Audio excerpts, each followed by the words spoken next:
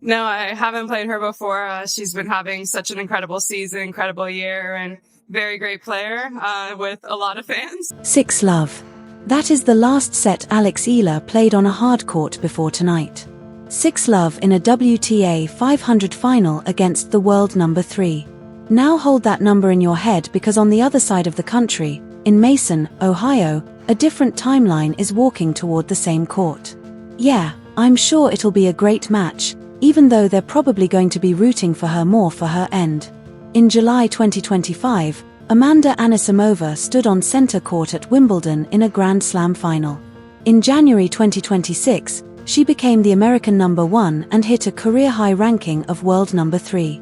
Tonight, those two timelines meet for the very first time in professional tennis.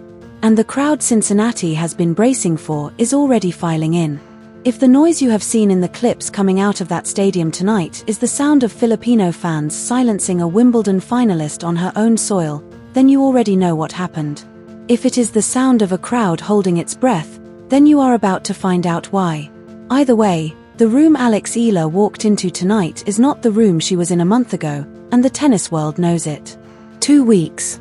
That is the distance between the trophy Alex lifted in Washington on August 3rd and the third-round match she is playing tonight in Cincinnati. In that window, she moved from world number 28 to a career-high number 20 in the PIF WTA rankings. And by August 15th, her live ranking was reportedly projected higher still. She arrived in Mason as the 17th seed, drew Elena Gabriela Ruse in the second round, and led 6-1, 3-0 before Ruse retired with a right foot injury. That win set the collision. And here is the line she used in her pre-tournament press conference, the one worth writing down. "Momentum," she said, "is a thing, but it is not concrete and it does not give you any 100% answers." That is the player Amanda Anisimova is facing tonight. Not a highlight reel. A 21-year-old who has decoupled her belief from her results. Let us be fair to the woman across the net, because this story does not work if she is not real.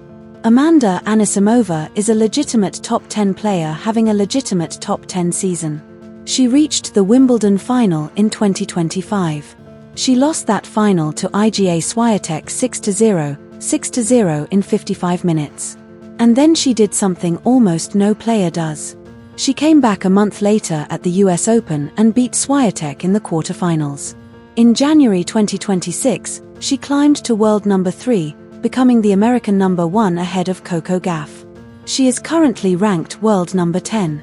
She is seeded 9th in Cincinnati. She is playing at home in front of an American crowd.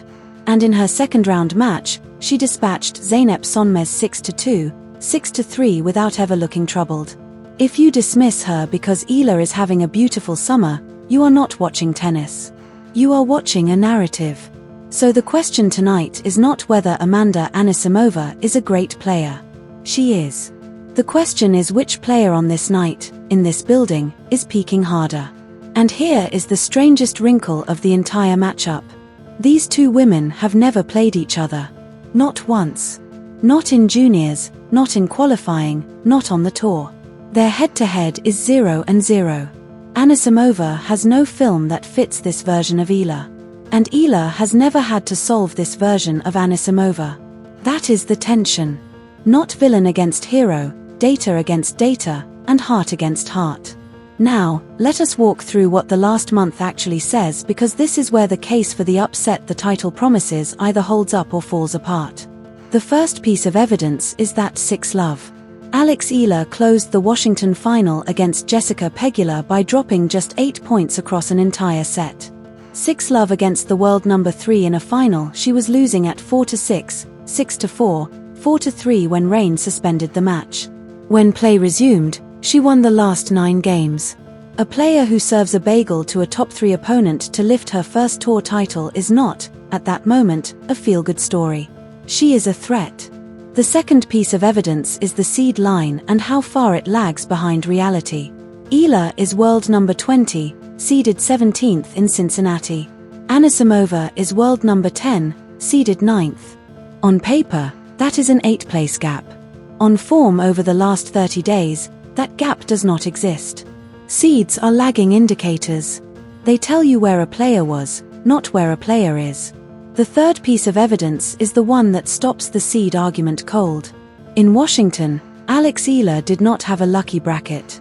She had a mountain. She beat the second seed, Elena Svitolina. She beat the third seed, Naomi Osaka. She beat the seventh seed and defending champion, Leylah Fernandez. She beat the top seed, Jessica Pegula. And along the way, she beat the 2024 Olympic gold medalist, Qinwen Zheng. That is 4 seeds and a Grand Slam champion in a single week on hard courts in a WTA 500 event. That is not a wildcard fluke. That is a systematic dismantling of tiered opposition. Take one breath here because the next number is the one that reframes the entire conversation. 7. 7 top 10 wins for Alex Eala in the 2026 season.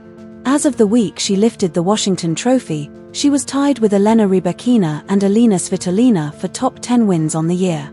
That is the company she is keeping on the stat sheet.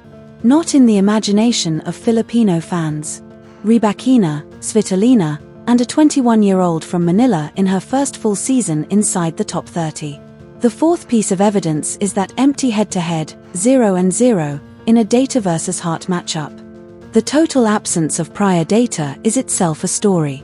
Amanda Anisimova prepared this week for a player she has never seen from her own side of the net. She watched the Washington footage. She watched the ruse match.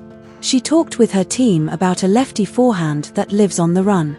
But there is a difference between watching a player and playing a player. And that difference tonight is the biggest unknown in the entire draw. The fifth piece of evidence is the one people forget, and it belongs to Anisimova. She has a Wimbledon final on her resume. She has beaten Swiatek at a Grand Slam. She is playing in the United States in a stadium where the ambient sound leans her way.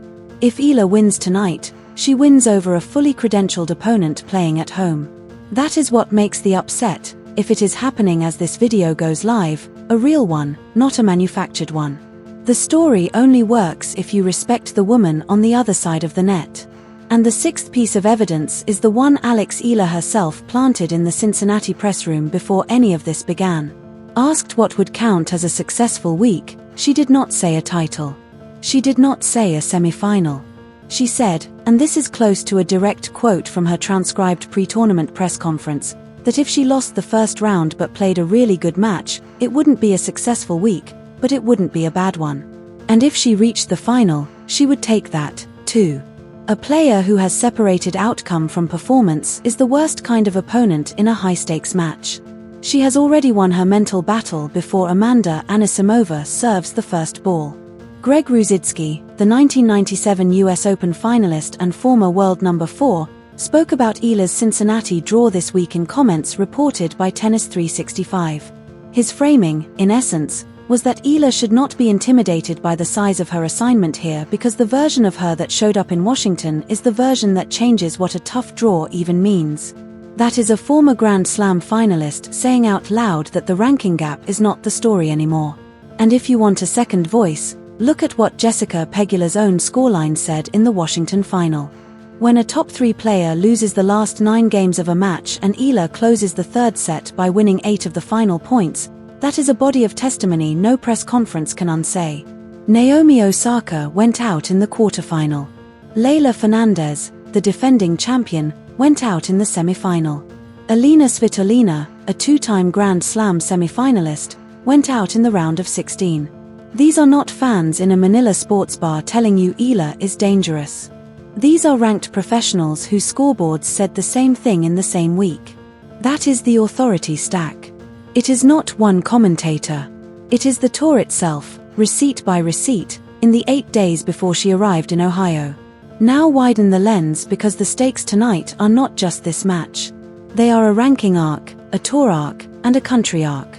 And each one has a hard number underneath it. Ranking arc first. Eala walked into Cincinnati at world number 20. If she beats Anisimova tonight, the projected movement pushes her deeper into the top 20, with a live ranking that some Filipino trackers on August 15 had already reportedly placed at world number 18. Tour arc second. 7 top 10 wins in a single season is the kind of tally that keeps a player mathematically alive in the conversation about the year-end WTA finals in Riyadh. It is not a lock. It is not close to a lock. But it is a conversation that did not exist for her 60 days ago, and it exists now. Country arc third. The Philippines, as of August 3rd, has for the first time a WTA Tour singles champion. That is not a slogan. That is a WTA record book entry, achieved with a win over a world number 10 on the way to the US Open. And that record book entry gains a second line. Then there is the US Open itself, beginning in a little over a week, where Eala said in Cincinnati that her goal is to get her first Grand Slam win. She has never won a main draw Grand Slam match. If she is the player who walked out of Washington, that number changes in New York. If she is the player who walks out of Cincinnati tonight with a scalp over Anisimova, it changes with a different kind of pressure attached. The kind that says the draw is watching her, not the other way around. None of this happens in a straight line, and the script owes you the setback. 6 weeks ago at Wimbledon, Alex was leading Jasmine Paolini in the 4th round. She lost 4-6 in the first, 6-4 in the second, and Paolini closed it out from there. It was, at the time, the deepest run of her Grand Slam career, and it ended the way most young players' first big slam runs end, with a lesson delivered by a former Roland Garros finalist.